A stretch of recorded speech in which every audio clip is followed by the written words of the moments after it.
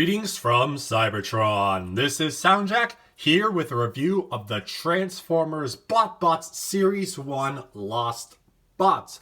So, unlike the other teams of the BotBots, the Lost Bots are all bots that look like they belong in the other teams, but they got lost. So they're in this team. So they're all thematically appropriate to other teams, and I'll go through them all once I talk about them. But you can see the assortment of things: plungers, cupcakes, staplers, video games, controllers, I should say, and the like. Excuse me. But first, before we get started, we're going to go through some size comparisons. Here they are next to a couple Battle Masters and Micromasters, a tiny Turbo Changer, a current Deluxe class and Voyager class figure, and a not-so-current Legends class figure. So getting started, we're going to start with Bonz-Eye, the little shrub thingy. She's supposed to be a bonsai tree, but it just looks like a bush in like a gray potting plant. Pot, I mean. But it all's gray and looks maybe like a dumpster heap. And it's like, unfortunately, alt mode does not look good on her. But Bonsai herself is a samurai who trains under a secret code, so secret that she doesn't tell anyone. Even the fact that she has a secret code, it's so secret. Ooh, secrets. Sadly, she doesn't come with a sword to back up her samurai skills. So yeah, Bonsai is a bad pun on bonsai, right? Ha ha ha. But anywho, to transform Bonsai, you're going to flip her feet down. Which is easier, I forget. Pull the head up. And then grab the arms and rotate them down. Grab the arms and rotate them down. And there's Bonsai in her robot mode. To be honest, does not look great. I mean, like, her face is very nice with the brown wood sides, the gray face, the blue eye, and the one white eye, the gray eye with a scar. That's neat. That's really neat. The arms are tiny. And she does have Japanese-styled footwear on. You can see there's these little planks with two nubs on them. That's a Japanese style of wooden footwear. Though they could also be roller skates. But because she's a bonsai tree, I'm assuming it's supposed to be the Japanese footwear as opposed to roller skates. She does have articulation, arms rotated full 360, a little bit of brown on those hands, by the way. But that's it for Bonsai. So cool concept, cool character. The toy is meh to me. Up next we have Burgertron, who is an action film star and can't help but saying burger-related one-liners. Like, hasta la beefsta. And that's from the website. That's from the website, mind ya. Oh, okay. And he's a burger. You got a nice, it's a rough top. So it's probably like a sesame seed type of bun. You got the meat going on there, and then you got the lettuce here, and it's molded on the back here. However, it's not painted all the way. So it looks kind of gross, unfortunately. I mean, but the burger itself looks pretty nice. Transformation, pretty simple. You're going to flip down the legs, and then you're going to flip down the arms. I mean, yeah, you can see his face clear as day, pretty much. Not a complicated transformation, be sure. The face is basically an Optimus Prime, but it's brown with the burger-colored face, the bun-colored faceplate, and the green eyes, and a bit of a red chest. So that's neat. But yeah. Pretty straightforward articulation-wise. Arms rotate up, rotate back. Yeah. Interesting. He's got like a cap on, kind of. It's odd, but like, hey, Burgertron. Now, can you stand for me? Thank you. Don't be one of those divas, Burgertron. Up next, we have Clogstopper, who is a plunger. Oh, I hadn't been going over which team everyone presumably belongs in. Shedheads, Greaser Gang, and then Clogstopper would be probably from the Toilet Troop. It turns into a plunger. Very nice wooden handle here. Nice detail and markings on it. And then the bottom's just a solid red. Just a solid red bottom. That's pretty cool. Pretty cool. Very interesting transformation, I will say. So what you're going to do is you're going to take this bit, fold that down. Take this bit, fold that down. And if any of you are familiar with the Cybertron Red Alert, it's that same transformation, like basically the front half and the back half of the car fold down to become his legs. And that happens here. Then you pull out the arms like so, rotate them around and pull them down, out, rotate down, pull around, and then you're gonna pull on the top, and there's his face. It's gonna probably be very hard to see because it's so far in there, it's gonna have so much of a shadow on it. But yeah, there's Clogstopper in his robot mode. Again, fun and different transformation, especially with like the splitting thing. Unfortunately, no paint on the back here, but a lot of paint on the front with gray and the wood color on the chest. The face is gray, nice grin, nice blue eyes, gray for the hands, articulation-wise. Arms can move up, down, ball jointed, rotate like so, and then I guess the legs can bend forward if you leave the back ones behind. I don't know. Yeah, I like it. I like it. Again, probably not the most photogenic, which is annoying a bit, but hey, it's still neat. Up next is Dimlet, the Flashlight, and he doesn't seem to belong to a team because both Series 1 and Series 2 only have one lost bot per team per series. And there's no one for the Jock Squad. There was supposed to be, but then that got moved back a few waves, and even the Jock Squad's packaging doesn't indicate anything about a lost bot. Unlike some of the other packagings, like how Burgertron is on the Greaser Gangs packs near the bottom with the mystery bots. But Dimlet and the Jock Squad, like I said, doesn't have one, and Dimlet could be in a couple of the teams. The best guesses would probably be like Techie Team or Shedheads, and I feel like he's more of a Shedheads, but he probably just got lost from someone bringing him in or something. I don't know. But Dimlet is a neat little flashlight. You got a nice blue top up here, nice detail, nice black around the light, a nice red power button. Doesn't press in or anything. That's neat, and then a bit of black on the back as well. Dimlet's personality, he is a bit of a he doesn't have the brightest bulb, if you pardon the pun. He likes going adventuring, but he gets lost very, very easily and is afraid of dark spaces, even though he is a flashlight and can make light, but he often forgets that he can do that. Oh, Dimlet, you're great.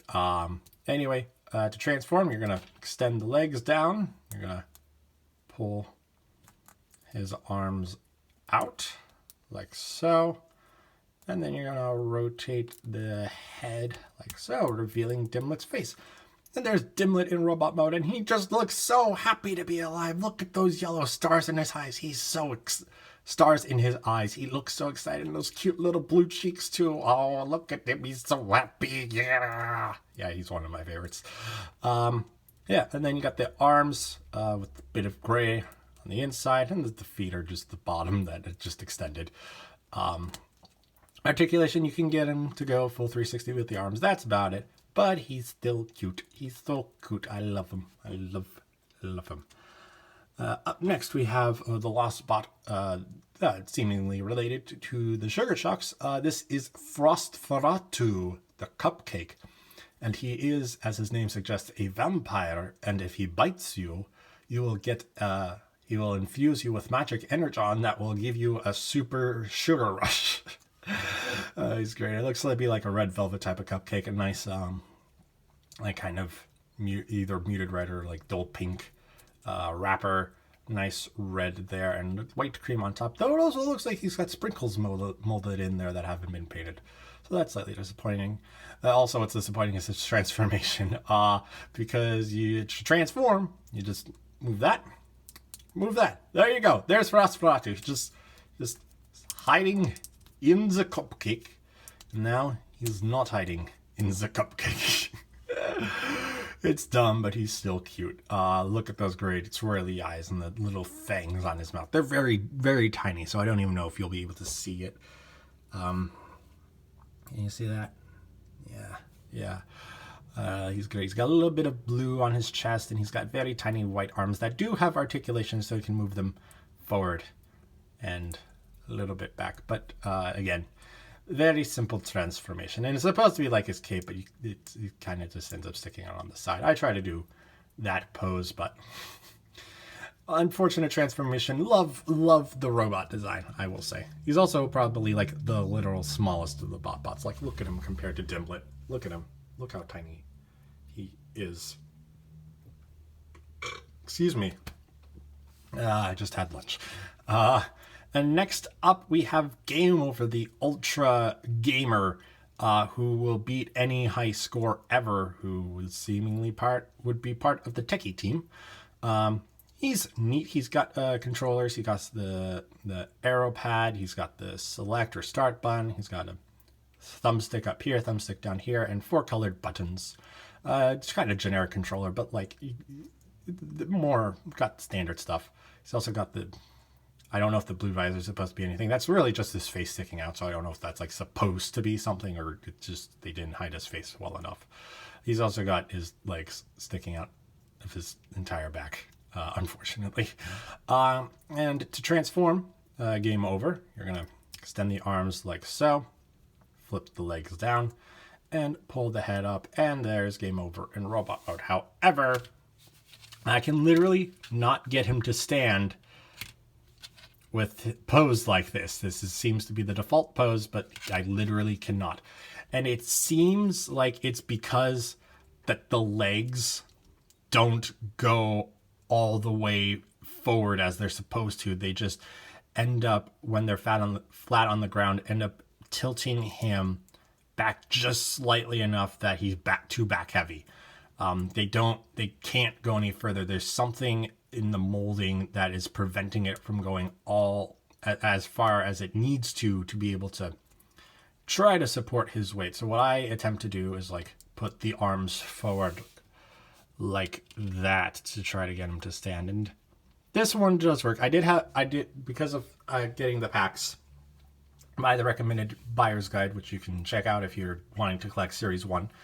The first one I had was very loose and was really a pain. This one's a lot more stable, so I guess mileage may vary a little bit, but I still can't get this one.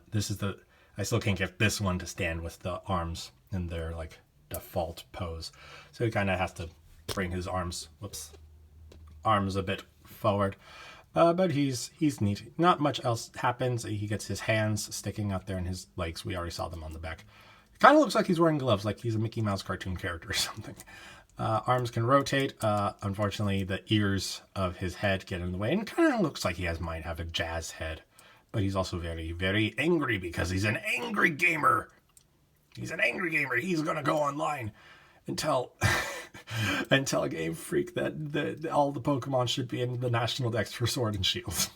And hashtag bring back the National Dex. Oh my. Oh dear. Anywho, last up we have Stinkeye Stapleton, who could be part of the backpack bunch. He's a blue stapler, silver front, not well hidden underneath, unfortunately. Stinkeye Stapleton is considered the peacekeeper amongst the BotBots, and you don't want to get on his bad side, because if you do, you'll get the Stinkeye. But to transform him, flip the legs down, flip the arms to the sides, and rotate them down.